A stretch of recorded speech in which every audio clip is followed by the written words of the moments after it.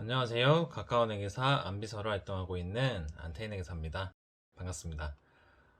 여러분 혹시 비상장 주식 가지고 있으실까요?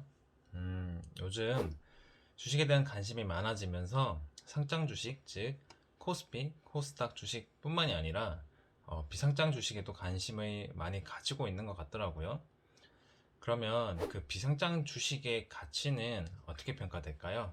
물론 이제 여러 평가 기준에 따라서 다양하게 평가가 될 수 있을 거예요, 분명히.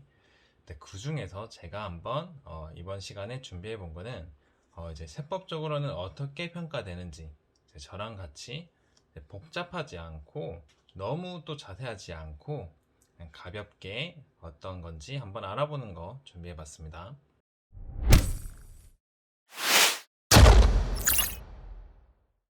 일단 우선 실무적으로는 어쩌다가 이제 어사인이 비상장 주식 평가를 받게 되면 이제 제일 먼저 가볍게 던지는 질문들은 어떤 게 있냐면요. 그 회사 이제 뭐 하는 회사인지 당연히 물어보겠죠. 그 회사 이제 자산에서 금액 큰 게 어떤 것들이 있는지, 보통 이제 금액 큰 것들이 그 회사의 가치를 많이 결정하기 때문에 자산에서 큰 게 어떤 게 있는지도 물어보고요. 그리고 이제 손익은 어떤지, 그 회사가 계속 단기 순이익이 크게 발생하고 있는지, 아니면은 최근에 사업이 잘 안 돼가지고 결손이 발생하고 있는 것은 아닌지 등을 먼저 보통 물어봐요.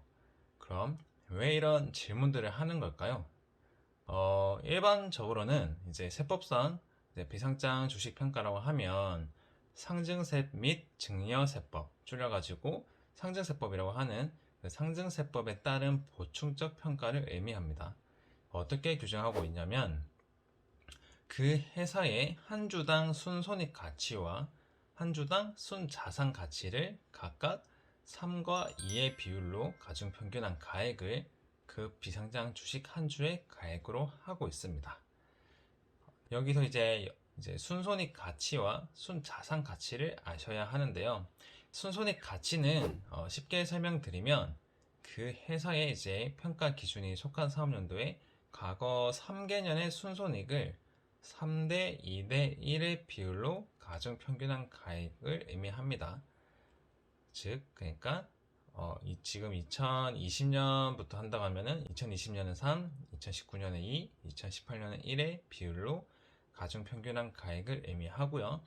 순자산 가치는 이제 그 회사의 자산과 부채의 순액을 의미합니다.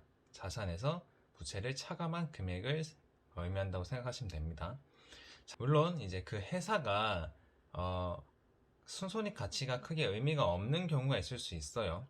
예를 들면은 그 회사가 이제 청산 절차를 진행하고 있는 중이라거나 사망 등으로 이제 사업의 계속이 이제 곤란하다거나, 그리고 이제 사업의 개시가 전인 법인이거나 사업 개시 후 아직 3년이 지나지 않은 법인 등의 경우라고 한다면 순손익 가치가 좀 크게 의미가 없기 때문에 순손익 가치를 고려하지 않고 순자산 가치만으로 평가하도록 또 상증세법에서는 규정을 하고 있습니다.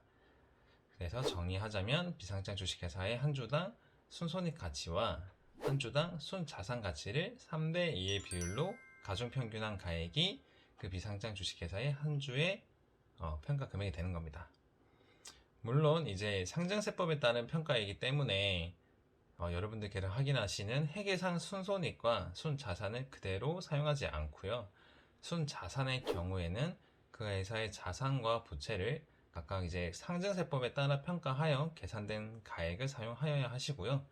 순손익의 경우도 마찬가지로 회계상 순손익에서 추가적으로 어느 정도 가감이 이루어진 금액이 사용되어야 합니다. 그리고 이제 혹여 총 자산 가액 중에 이제 50% 이상이 부동산 등으로 구성되어 있는 경우가 있을 수 있어요. 그럴 경우에는 이제 부동산 과다 보유 법인으로 분류가 되고요. 이 경우에는 이제 순손익 가치와 순자산 가치가 앞에서의 일반적인 경우인 3대 2의 비율로 가중평균되는 게 아니라 2대 3의 비율로 가중평균 되니까 이 부분을 주의하셔야 되고요. 총 자산 가액 중에 80% 이상을 이제 부동산 등으로 구성되어 있는 경우라고 한다면은 이 경우에는 이제 순손익 가치는 고려하지 않고 순자산 가치만으로 평가되니까 참고 부탁드리겠습니다. 네, 어느 정도 큰 그림이 그려지셨나요? 자기가 이제 보유하고 있는 비상장 주식의 가치가 어느 정도일까? 세법적으로는 어느 정도로 계산이 될까?